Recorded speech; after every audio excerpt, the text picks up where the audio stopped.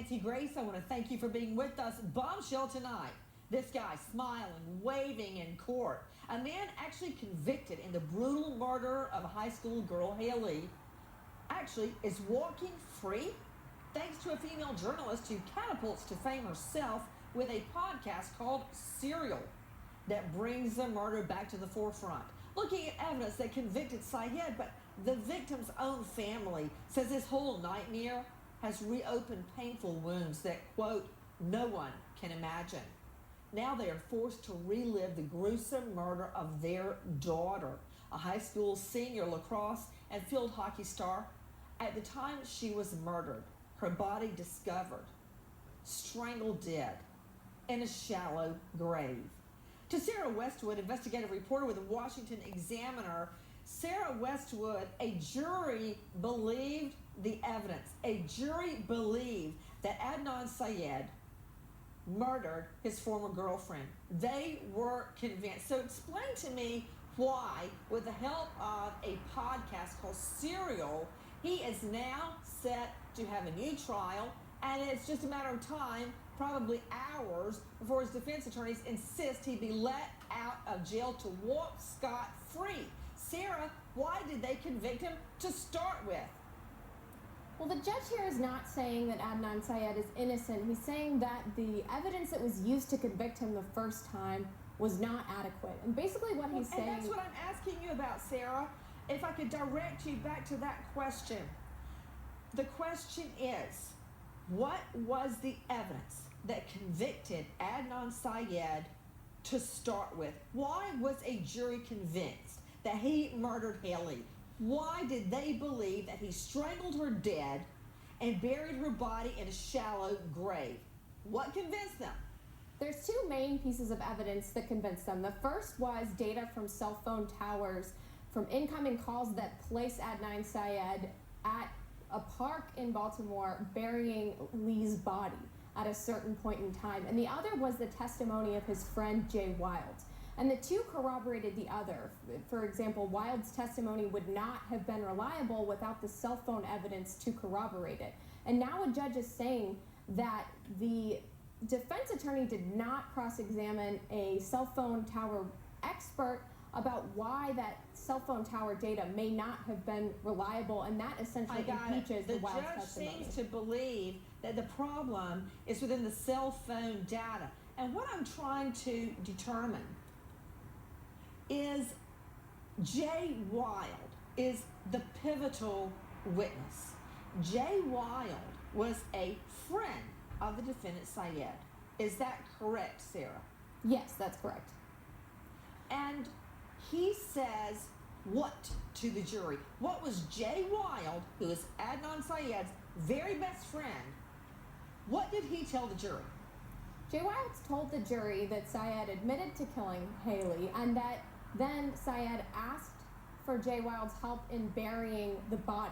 And so he made an agreement with police and with prosecutors that he would only face probation if he gave up the details of the disposal of Lee's body. But there have been inconsistencies. So he actually says, Sarah, that he helped bury the body? Is that what you said?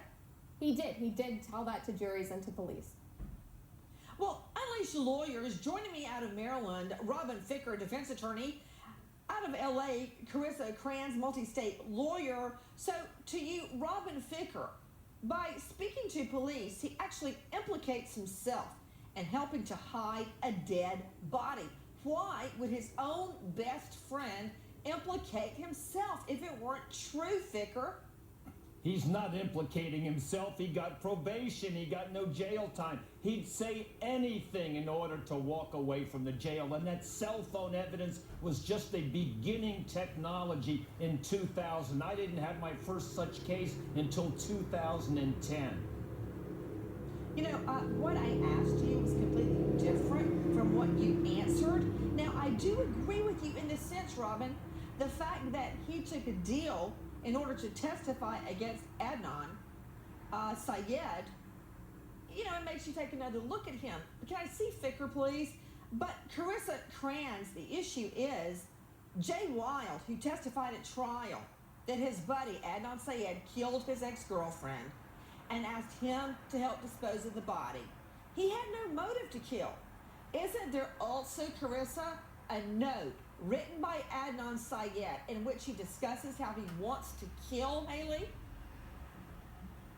Nancy, he had every reason to lie and to fabricate, because in order for him to come up with testimony, the note's irrelevant. He had inconsistencies in his statements. Okay. Well, he had Hold on every just a reason moment. to I come want to up with explore the evidence. note that was written by Adnan Syed. Sarah Westwood, investigative reporter with the Washington Examiner, was there ever a note written by Adnan Syed that was crucial in this case? You know, I can't speak specifically to that note, but it is correct that Jay Wilds had inconsistencies in his retellings of the case. He had inconsistencies with respect to Adnan Syed's motive. We're showing it right now, Sarah. Look at your screen. Seema Iyer, former prosecutor, is in court for Syed's last hearing, columnist with the Dean's Report. Seema, could you explain to the viewers, because I find this very, very important, Seema. And Seema, you first brought it to our attention. This note that was actually written by Adnan Syed about his girlfriend. She breaks up with him, she moves on to another guy, and he is furious. What did the note say, Seema? The note says, "I'm going to kill." However, Nancy, that's in his handwriting, yet it doesn't say anything else.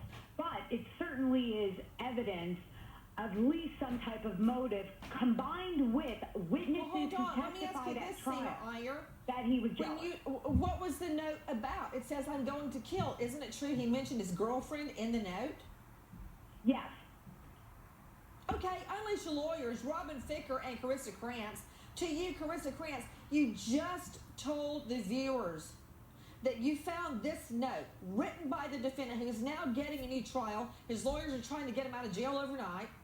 That this note is irrelevant, when in fact he is talking about "I'm going to kill" in a note that he's talking about his ex-girlfriend that broke up with him. How can that be irrelevant? Well, Nancy, I didn't know about that note, but seeing that note, I can still Then say why did there's you a say it was huge difference between, because I was speaking to his friend Jay Wild and whether or not he had motive to lie to cover up in order for him to get off.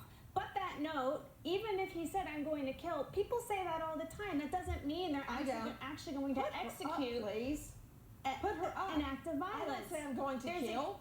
I don't say that. There's a huge difference I've between... never heard you say that you're going to kill anybody. You know, hold on. A large part of this lies in, and I'm going to go to you, Seema Iyer, with the Dean's Report, with the credibility of his friend, Jay Wild. Seema, what did Jay Wild tell the jury? Jay Wild told the jury that Adnan admitted to the crime and they helped bury the body. However, Nancy, Jay Wild has a ridiculous criminal past. He had every motive to lie. The prosecutor basically colluded with him to get him to testify, and everybody welcomes Jay Wild coming back to court for the next trial because he's going to be torn apart. The guy is the bottom of the barrel. Well, you know what? Seema Iyer, who do you think that Adnan Syed is going to hang around with? Nuns and priests and virgins? No, actually, he's Nancy, not. No. What? Let me finish, please. Water seeks. I'm sorry, I'm hearing something in my ear, Liz. Could you please fix that? Water seeks its own level.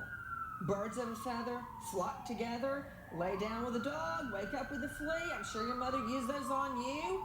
My point is, this is who Adnan Syed is hanging around with.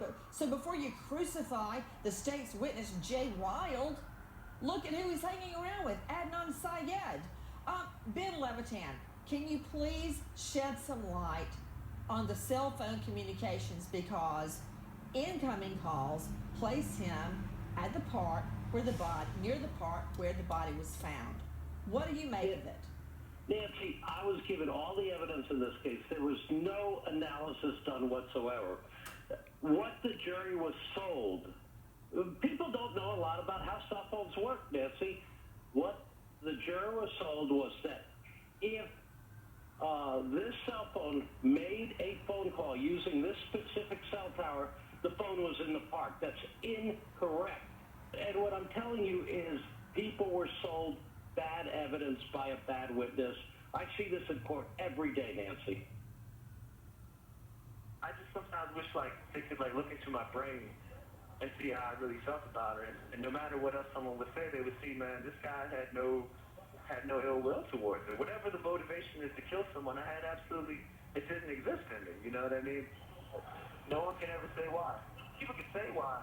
Oh man, he was mad, this, that, or the other, but no one can ever come with any type of proof or anecdote or anything to ever say that I was ever mad at her, that I was ever angry with her, that I ever threatened her. You know, that's the only thing I can really hold on to.